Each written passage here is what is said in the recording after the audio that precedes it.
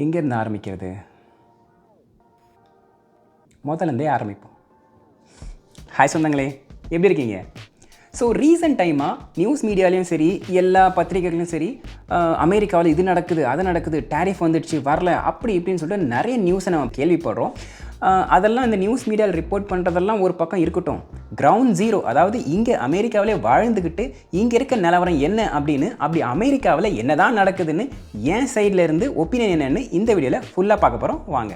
So first ஒரு மாதத்துக்கு முன்னாடி ட்ரம்ப் என்ன பண்ணார்னா, அதிரடியாக கனடா, மெக்சிகோ அண்ட் சைனா இந்த 3 நாட்டுக்கு நடுவில் சில பொருளுக்கு டேரிஃப் போட போகிறோம் அப்படின்னு ஒரு அறிவிப்பு கொடுத்தார்.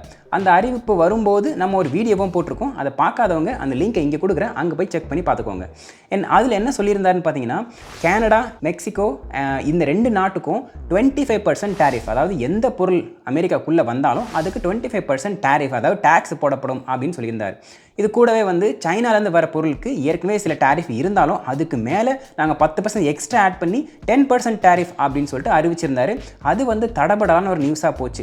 அதுக்கப்புறம் ஒரு 2-3 நாள்லேயே என்ன பண்ணிட்டாங்கன்னா, மெக்சிகோவில் இருக்க இந்த பிரசிடென்ட்டை ஃபோன் பண்ணி பேசி, அதுக்கப்புறம் ஜஸ்டின் ட்ரூடோ ஃபோன் பண்ணி பேசி அதெல்லாம் சால்வ் பண்ணதால 1 மந்த் எக்ஸ்டென்ஷன் கொடுக்குறோம் அப்படின்ற மாதிரி அறிவிச்சிருந்தார்.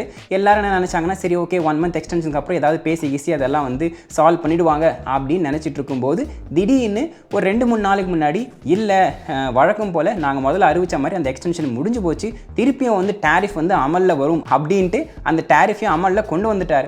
திடீர்னு ஒரு சில ஏரியா பத்திக்கிட்டு ஏரியா ஆரம்பித்த உடனே பரவாயில்ல, அதுக்கெல்லாம் நாங்கள் கொஞ்சம் விதிவிலக்கு கொடுக்குறோம் அப்படின்ற மாதிரி அந்த டேரிஃப்லாம் இல்லைன்னு சொல்லிட்டு இப்படி பார்த்தீங்கன்னா முதல்ல இருந்து ஒரு 1.5 மாதமாக எக்கனாமியை கன்ஃபியூஸ் பண்ணுற மாதிரியே. ஏன்னா இன்வெஸ்டர்ஸ் எல்லாம் ஒரு ஸ்டேபிள் எக்கனாமி இருந்தால் தான் எங்கே இன்வெஸ்ட் பண்ணுறது, எந்த மணி எப்படி க்ரோ ஆகும் அப்படிங்கிற மாதிரி யோசிக்கணும். அதை கூட யோசிக்க விடாமல் இந்த மாதிரி டேரிஃப் வருது வரல அப்படின்னு சொல்லி ஃபுல்லாக கன்ஃபியூஸ் பண்ணதுனால ஸ்டாக் மார்க்கெட்டும் சரி, இன்வெஸ்டர்ஸ் சரி ஒரே குழப்பத்தில் இருக்காங்க.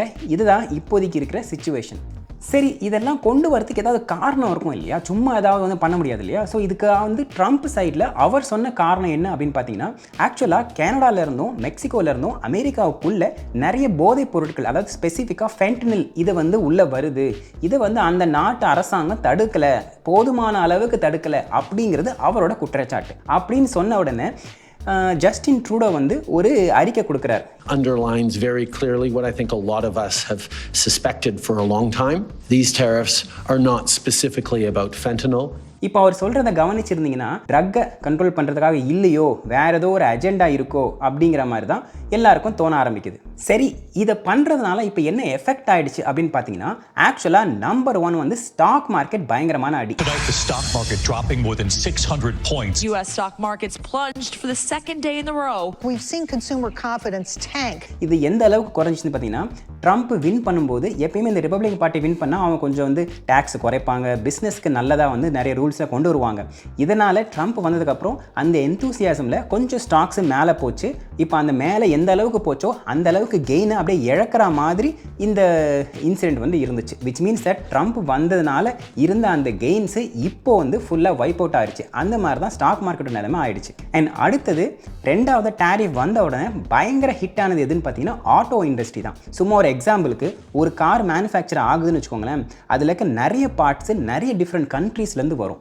அண்ட் குறிப்பாக இந்த அசம்பிள் பண்ணும்போது என்ஜின் அசம்பிளி மெக்சிகோவில் பண்ணுவாங்க, அண்ட் அது டிரான்ஸ்மிஷன் கனடாவில் பண்ணுவாங்க, அதுக்கப்புறம் பாடி பார்ட்ஸை அமெரிக்காவில் பண்ணுவாங்க. இந்த மாதிரி ஒரு கார் மேனுஃபேக்சர் ஆகிட்டு அது ஃபுல்லாக அசம்பிள் ஆகி முடிக்கிறதுக்குள்ளே ஒரு டசன் டைம் ஆகுது மெக்சிகோவிலேருந்து கனடா, கனடாலேருந்து அமெரிக்கா, அமெரிக்காவிலேருந்து மெக்சிகோ, இப்படி சொல்லி மாறி பார்டர் கிராஸ் பண்ணிக்கிட்டே இருக்கும். அமெரிக்கா எந்த பொருள் உள்ளே வந்தாலும் 25% டேரிஃப் கட்டணும், டேக்ஸ் கட்டணும் அப்படின்ற மாதிரி சொல்கிறாருன்னு வச்சுக்கோங்களேன்.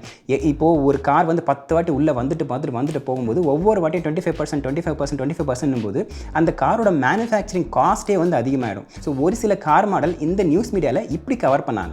This Dodge Ram truck, $80,000 instantly became $100,000. S, and அந்த நியூஸ் மீடியா ட்ரம்ப்பை சப்போர்ட் பண்ணுற நியூஸ் மீடியா பயங்கரமாக அடி வாங்கினது அப்புறம் ஓகே ஆட்டோ இண்டஸ்ட்ரியை மட்டும் நாங்கள் விதிவிலக்கு பண்ணுறோம் அப்படிங்கிற மாதிரி திருப்பி ஒரு அறிவிப்பை ட்ரம்ப் வெளியிடுறாரு. ட்ரம்ப்பை சப்போர்ட் பண்ணுற நியூஸ் மீடியாக்களே அவங்களுக்கு தெரிய ஆரம்பிச்சிருச்சு. ஸோ இந்த மாதிரி டேரிஃப் போட்டதுனால இருக்கிற விலைவாசி எல்லாம் இன்க்ரீஸ் ஆக போகுது, ஒவ்வொரு விலையும் இன்க்ரீஸ் ஆக போகுது அப்படிங்கிறதுக்காக எக்ஸ்பர்ட்ஸை கூப்பிட்டு ஷோலையும் பார்த்தீங்கன்னா இது நார்மல், இது பரவாயில்ல அப்படிங்கிற மாதிரி மக்களோட மைண்டை செட் பண்ணுற மாதிரி அந்த நியூஸ் மீடியா வந்து கவர் பண்ண ஆரம்பிச்சிட்டாங்க. அந்த அளவுக்கு இது வந்து மோசமாக போக ஆரம்பிச்சு. ஒரு குறிப்பிட்ட எக்ஸாம்பிள் சொல்லணும் அப்படின்னா, இப்போ வந்து அமெரிக்காவில் முட்டை விலை வந்து ரொம்ப அதிகமாக போயிட்டு இருக்கு. எந்த அளவுக்கு அதிகமாக போகுதுன்னா, நீங்கள் ஒரு 4 முட்டை வாங்குறதுக்கு பதிலாக நீங்கள் ஒரு கோழியே வாங்கிடலாம். அந்த அளவுக்கு முட்டை விலை வந்து அதிகமாக போகுது. அதுக்கு காரணம் நிறைய காரணம் இருக்குது. நிறைய பேர்ட் ஃப்ளூ வந்ததுனால வந்து நிறைய கோழிகள் இறந்துருச்சு. அதனால் முட்டை உற்பத்தி வந்து கம்மியாயிடுச்சு. சப்ளை அண்ட் டிமாண்டுக்காக வந்து முட்டையோட விலை அதிகமாக இருக்குது. இது வந்து நார்மல். ஆனால் எப்படி இருந்தாலும் இந்த மாதிரி ஒரு பிரச்சனைன்னு வரும்போது எல்லாத்தையும் வந்து ஒன்றா சேர்த்துருவாங்க மக்கள். இதை வந்து தெரிஞ்சுக்கிட்டு முட்டை விலை அதிகமாகிறது நீங்கள் என்ன பண்ண போகிறீங்கன்ட்டு கவர்மெண்ட்லேருந்து அந்த டிபார்ட்மெண்ட்டை சார்ந்த ஒருத்தங்களை கூப்பிட்டு வந்து ஒரு இன்டர்வியூ பண்ணுறாங்க. அதுக்கு அவங்க என்ன பண்ணுறாங்கன்னா, முட்டை விலை இன்க்ரீஸ் ஆகிறதுக்கு ஒரு சொல்யூஷன் கொடுக்குறேன் அப்படிங்கிற பேரில் அவங்க வந்து இந்த மாதிரி சொன்னாங்க. Well, I have chickens in my backyard. They just started laying, and yesterday I got 5 eggs. I think the silver lining in all of this is how do we, in our backyards, we've got chickens too in our backyard, how do we solve for something like this? And people are sort of looking around thinking, wow, well maybe I could get a chicken in my backyard, and it's awesome. I agree with you. Yeah. Yes, முட்டை விலை increase ஆச்சு அப்படின்னா நீங்கள் கோழி வாங்கி வளர்க்கலாம் அப்படிங்கிற மாதிரி ஒரு சொல்யூஷன் கொடுக்குறாங்க. அவங்க என்ன மறக்கிறாங்கன்னு பார்த்தீங்கன்னா, கோழியை வாங்கி வளர்க்கணும் அப்படின்னா அதுக்கும் வந்து முட்டை தேவைப்படும். ஸோ ஃபஸ்ட்டு முட்டை இருந்தால் தான் உங்களுக்கு கோழியவே வளர்க்க முடியும். இது வந்து கொஞ்சம் ஃபன்னியாக இருந்துச்சு. ஏன்னா இங்கே நிறைய மீம்ஸ்லாம் இந்த விஷயத்தை வச்சு அவங்க ஃபார்வர்ட் பண்ணவே ஆரம்பிச்சிட்டாங்க. அண்ட் கூடவே சைனா இருக்காங்க. அவங்க சைலண்ட்டாக இருந்தவங்க திடீர்னு என்ன பண்ண ஆரம்பிச்சிட்டாங்கன்னா, சைனாவோட அஃபிஷியல் அக்கௌண்ட்லேருந்து, இந்த எம்பசி அக்கௌண்ட்லேருந்து ட்வீட் பண்ண ஒரு ட்வீட்டில், நாங்கள் வந்து எந்த போருக்கும் போகிறதுக்கு தயார், அது வந்து ட்ரேடு வாராக இருந்தாலும் தயார் அப்படின்னு அந்த வார் அப்படின்ற அந்த வார்த்தையை இன்க்ளூட் பண்ணி அந்த ட்வீட்டில் போட்டிருந்தாங்க. விச் மீன்ஸ் தட் அவங்கள வந்து கொஞ்சம் மைண்டை வந்து அப்செட்டில் இருக்காங்க அப்படின்னு இதில் இது கிளியராக தெரியுது. சரி, இவ்வளவு நடக்குது, இதுக்கு பின்னாடி வந்து ஒரு காரணம் இருக்கணும் இல்லையா? இது வந்து மக்களும் சரி மீடியாக்களும் சரி கொஞ்சம் கேட்க ஆரம்பிச்சதுக்கப்புறம் அவர் என்ன சொல்ல ஆரம்பிச்சாருன்னு பார்த்தீங்கன்னா, இந்த 3 நாட்டுக்கு நடுவில் USMCA அப்படின்னு ஒரு டீல் இருக்கு. I mean, I look at some of the deals made, I say, who the hell made these deals are so bad?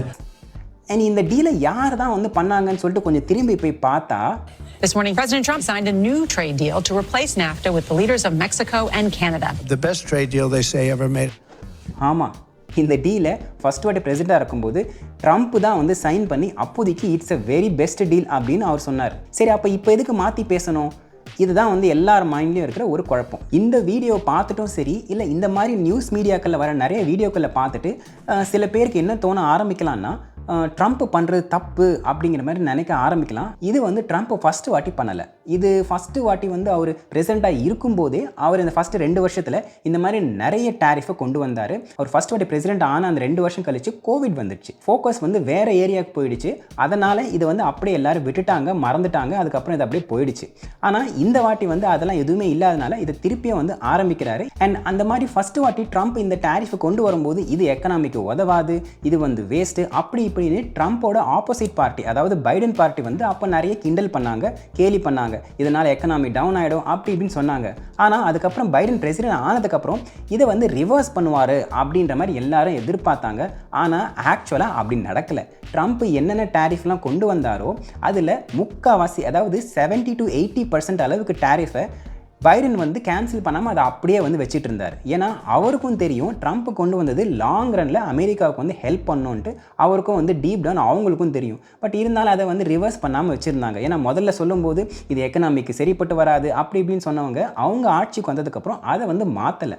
ஆனால் அவங்க என்ன நினச்சாங்கன்னு பார்த்தீங்கன்னா, எக்கனாமி வந்து லாங் டேர்மில் நல்லா இருந்தாலும் ஷார்ட் டேர்மில் அடி வாங்கும்ன்ட்டு அவங்களுக்கும் தெரியும். அந்த ஷார்ட் டேர்மில் அடி வாங்கும்போது, இல்லைப்பா இது நாங்கள் கொண்டு வந்ததில்லை, அந்த அட்மினிஸ்ட்ரேஷன் கொண்டு வந்தது, அவங்க மேலே வந்து பழி சொல்லுங்கள் அப்படின்னு சொல்லி நம்ம தப்பிச்சுக்கலாம் நினச்சிருந்துருப்பாங்கன்னு நினைக்கிறேன். ஆனால் எலெக்ஷனில் பைடன் பார்ட்டி தோற்றதுக்கு காரணமே விலைவாசி ரொம்ப அதிகமானது அப்படின்ட்டு நமக்கு எலெக்ஷனுக்கு அப்புறமா தான் தெரிய வந்துச்சு. ஸோ இதுலேருந்து என்ன தெரியுதுன்னா, ட்ரம்ப் அட்மினிஸ்ட்ரேஷனாக இருக்கட்டும் இல்லை பைடன் அட்மினிஸ்ட்ரேஷனாக இருக்கட்டும், 2 அட்மினிஸ்ட்ரேஷனும் மாறி மாறி அடிச்சுக்கிட்டா கூட அவங்க வந்து கோராக என்ன பண்ணுறாங்கன்னு பார்த்தீங்கன்னா, அமெரிக்காவுக்கு என்ன நல்லதோ அதை தான் பண்ணிகிட்டு இருக்காங்க. ஸோ இன்றைக்கி காலையில் ஜாப்ஸ் ரிப்போர்ட் அப்படின்னு ஒரு ரிப்போர்ட் ஒன்று வந்துச்சு. இது வந்து ஆக்சுவலாக மாதம் ஃபெடரல் கவர்மெண்ட்லேருந்து ப்ரொடியூஸ் பண்ணுற ஒரு ரிப்போர்ட். இன்றைக்கி மார்னிங் வந்த ரிப்போர்ட்டில் என்ன இருக்குன்னு பார்த்தீங்கன்னா, எக்ஸ்பெக்ட் பண்ணதை விட ஜாப்ஸ் வந்து கம்மியாக தான் க்ரியேட் ஆகிருக்கு. அதே மாதிரி அன்எம்ப்ளாய்மெண்ட் ரேட் வந்து இன்க்ரீஸ் ஆக ஆரம்பிச்சிருச்சு அப்படிங்கிற மாதிரி ரிப்போர்ட் வந்திருக்கு.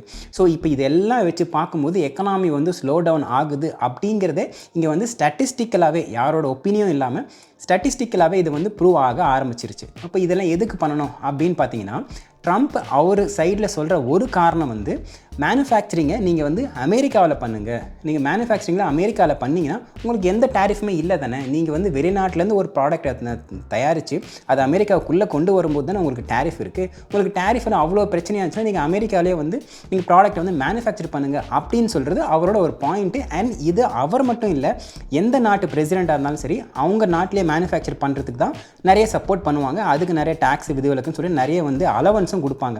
இது வந்து ட்ரம்ப் நினைக்கிறது தப்பு கிடையாது. ஆனால் மெயின் காரணம் நிறைய சொல்லலாம். நீங்கள் வந்து எக்கனாமிக்ஸ் வந்து ஒரு 15 பாயிண்ட்ஸ் லிஸ்ட் பண்ணலாம். ஆனால் எல்லாத்தையும் வந்து கொஞ்சம் மேனேஜ் பண்ண முடியும்னு வச்சுக்கோங்களேன். எதுவாக இருந்தாலும் இந்த ஒரு பாயிண்டில் வந்து நிற்கும். அதுதான் என்னன்னு பார்த்தீங்கன்னா லேபர் காஸ்ட். அமெரிக்காவில் வந்து லேபர் காஸ்ட் வந்து மற்ற நாட்டை கம்பேர் பண்ணையில் அதிகம். அந்த ஒரு ஃபேக்டர் தான் ஒரு பெரிய விஷயமாக வந்து இங்கே நிற்குது. எல்லா மேனுஃபேக்சர் என்ன பண்ணுறாங்கன்னா வெளிநாட்டில் பண்ணி அதை ஷிப்பிங் போட்டு இங்கே கொண்டு வந்துக்கலாம், அது லாபம் கொடுக்கும் அப்படிங்கிறதுனால பண்ண ஆரம்பித்து தான் இந்த நிலைமையில் வந்து நிற்குது. ஸோ இது பண்ணுறதுனால எக்கனாமிக்கு நல்லது தான் லாங் டேர்மாக. ஏன்னா கொஞ்சம் கொஞ்சமாக வந்து அந்த ஃபேக்ட்ரிஸ்லாம் உள்ளே வர ஆரம்பிச்சதுன்னா எக்கனாமிக்கு அமெரிக்காவுக்கு நல்லது தான். ஆனால் இங்கே இருக்கிற பிரச்சனை நான் முதல்ல சொன்ன மாதிரி லேபர் காஸ்ட் வந்து சரி கட்டணும். ஒரு கம்பெனி இங்கே வந்து ஒரு பொருளை தயாரிக்குதுன்னு வச்சுக்கோங்களேன். இப்போ நார்மலாக லேபர் காஸ்ட்டும் சேர்த்து தான் அந்த ப்ராடக்ட்டை மேனுஃபேக்சர் பண்ணுறதுக்கு ஆகும். அப்போ விற்கும் போதும் காஸ்ட் வந்து கண்டிப்பாக இன்க்ரீஸ் தான் ஆகும். இப்போ நார்மலாக ஒரு கார் வந்து $100 ஒருத்தங்க போட்டு வாங்குறாங்க. இப்போது சைனாலேருந்து மேனுஃபேக்சர் பண்ணி இங்கே வந்து ஒரு கார் $100 ஒரு பேச்சுக்கு வச்சுக்கோமே. இப்போ திடீர்னு அதே காரை நீங்கள் வந்து $225 வாங்கணும் அப்படின்னா மக்கள் ஏற்றுப்பாங்களான்னு பார்த்தீங்கன்னா அவங்க என்ன வேணால் பேசுவாங்க. ஆனால் கடைசி நேரத்தில் அவங்க கையில் காசை கொடுத்து வாங்கும்போது அப்போ என்ன ஆகுனா கம்பெனிஸ் எல்லாம் நான் தான் முதல்ல சொன்னேனே அப்படிங்கிற மாதிரி அங்கே ஒரு டைலிமா வருது. ஸோ இதை தான் வந்து ஒரு பிரச்சனையாக வருது. இது ஷார்ட் டேர்மில் இதை வந்து சால்வ் பண்ணுறதுக்கு இந்த டேரிஃப் மெத்தட் ஒர்க் ஆகாது அப்படிங்கிறது தான் இங்கே இருக்கிற எக்ஸ்பர்ட்ஸோட பரவலான பேச்சு. அண்ட் இதை வந்து சால்வ் பண்ணுறேன், இது ஃபஸ்ட்டு ஸ்டெப்பாவது எடுக்கணும் தானே அப்படின்னு தான் பிரசிடென்ட் ட்ரம்ப் வந்து எடுத்திருக்காரு. ஆனால் இங்கே அவர் என்ன மறக்கிறாருன்னு பார்த்தீங்கன்னா பைடன் கட்சி வந்து இந்த எலெக்ஷனில் வின் பண்ணாததுக்கு மெயின் காரணமே கிராசரி ப்ரைஸஸ் ரொம்ப அளவுக்கு அதிகமாக போயிடுச்சு, இன்ஃப்ளேஷன் ரொம்ப அதிகமாகிடுச்சு, விலைவாசி ரொம்ப அதிகமாகிடுச்சு அப்படிங்கிறதுனால தான். ஆனால் இப்போது அதை சரி கட்டுறதுக்காக ட்ரம்ப்பை வந்து ஓட் பண்ணி கொண்டு வந்துட்டு அதை அவர் வந்து சரி பண்ணாமல் அது இன்னும் இன்க்ரீஸ் ஆக போகுது அப்படின்ட்டு அவர் வாயாலே சொல்கிறாரு. அது கூட மட்டும் இல்லாமல் அவர் சப்போர்ட் பண்ணுற நியூஸ் மீடியாக்களும் மக்களோட மைண்டை வந்து கன்ஃபார்மாக இன்க்ரீஸ் தான் ஆக போகுது, அதனால் இப்போவே வந்து மைண்ட் செட் பண்ணுவோம் அப்படிங்கிற மாதிரி அவங்க நியூஸ் மீடியாக்கள் ரன் பண்ணிட்டு இருக்காங்க. இதெல்லாம் வச்சு பார்க்கும்போது இங்கே இருக்க மக்கள் நிறைய பேர் இப்போவே அவங்க என்ன பண்ண ஆரம்பிச்சிட்டாங்கன்னா, இல்லை நான் ஓட்டு போட்டது வந்து ஐ ரிக்ரெட் மை ஓட் அப்படின்னு சொல்லிட்டு சோஷியல் மீடியாவில் ஒரு ஹேஷ்டேக்கில் ஒரு கேம்பெயினே ஓடிக்கிட்டு இருக்கு. அந்த அளவுக்கு தான் அமெரிக்காவோட நிலைமை இப்போதைக்கு இருக்குது. ஸோ இந்த மாதிரி நடக்கிறதுனால இப்போது அமெரிக்காவுக்கு என்ன பாதிப்பு அப்படின்னு பார்த்தீங்கன்னா மக்கள் வந்து எக்கனாமி மேலே வந்து அவங்களுக்கு ட்ரஸ்ட்டு போயிடுச்சு, விலைவாசி இன்க்ரீஸ் ஆக போகுது, நிறைய ஆயிட்டும் இருக்குது. ஸோ மக்கள் வந்து நிறைய கஷ்டப்படுறாங்க. இது வந்து ஒரு பக்கம் இருக்கட்டும். இது ரெண்டாவது ஆங்கிளில் நீங்கள் பார்த்தீங்கன்னா ட்ரம்ப் என்ன பண்ணுறாருனா, ஓகே அவரோட அஜெண்டா வந்து கரெக்டாக இருந்தாலும் அவர் வந்து மெக்சிகோவை பகைச்சிக்கிட்டு, கனடாவை பகைச்சிக்கிட்டு, அதுக்கப்புறம் சைனாவை பகைச்சிக்கிட்டு, இதுக்கப்புறம் என்ன பண்ண ஆரம்பிக்கிறாருனா இந்தியாவை கூட வந்து அவர் வந்து டைரெக்டாக இந்தியா வந்து ஒரு 100% டேரிஃப் போடுறாங்க அப்படின்னு அது வந்து ஒரு அக்யூசேஷன் கொடுத்துருக்காரு. அதுக்கப்புறம் வந்து EUவையும் அவர் வந்து பகைச்சிருக்காரு. ஏன்னா EU ஃபார்ம் ஆனதே அமெரிக்காவை எதிர்க்கிறதுக்கு தான் அப்படிங்கிற மாதிரி சில வாக்கியங்கள்லாம் அவர் வந்து சொல்கிறார். ஸோ இதனால் என்ன ஆகுதுன்னு பார்த்தீங்கன்னா அவரோட அஜெண்டா கரெக்டு தான், அதுக்காக பக்கத்தில் இருக்க எல்லா ஆலைஸையும் நீங்கள் வந்து சும்மா அஜிடேட் பண்ணிகிட்டே இருந்தீங்கன்னா அவங்க என்ன பண்ண ஆரம்பிப்பாங்கன்னா அவங்க ஆல்டர்னேட்டிவ் மெத்தட் தான் தேட ஆரம்பிப்பாங்க. இப்போ எப்படி ஆகுதுன்னா நியூஸ் மீடியாக்களும் சரி இல்லை இந்த எக்ஸ்பர்ட்ஸும் என்ன பண்ண ஆரம்பிக்கிறாங்கன்னா ட்ரம்ப் வந்து அமெரிக்காவை இதுக்கப்புறம் நம்பாதீங்க, அமெரிக்காவை வந்து ட்ரஸ்ட் பண்ணி எதுவுமே பண்ணாதீங்க அப்படின்னு அவர் இன்டைரக்டாக சொல்ல வராரோ அப்படிங்கிற மாதிரி தான் இப்போ இருக்க நியூஸ் மீடியாக்கள்லாம் வந்து ப்ரொஜெக்ட் பண்ண ஆரம்பிக்கிறாங்க. அண்ட் இந்த நாடுகளும் அவங்க குவைட்டாக அதையும் பண்ணுறாங்க அப்படிங்கிறது தான் தெரியுது. ஏன்னா இப்போ ரீசெண்டாக EUவோட சீஃப் வந்து இந்தியாவுக்கு போயிட்டு பிரதமர் மோடியை மீட் பண்ணாங்க. ஒரு கவுன்சில் என்ன பண்ணாங்கன்னா இங்கே பைலேட்ரல் ரிலேஷன்ஷிப்காக அங்கே ஒரு மீட்டிங் ஒன்று நடக்குது. அந்த மீட்டிங்கில் EU சீஃப் வந்து பர்டிகுலராக இந்த ஒரு விஷயத்தை சொல்கிறாங்க. அவங்க என்ன சொல்கிறாங்கன்னு பாருங்கள். Today is no ordinary day. Europe and India are coming together. And as I read in the news, so are the planets. Indeed, today, 7 planets in our solar system come into perfect alignment. And that is a very outstanding event. And they say that this event signals transformation and growth. And that's exactly the moment we find ourselves in.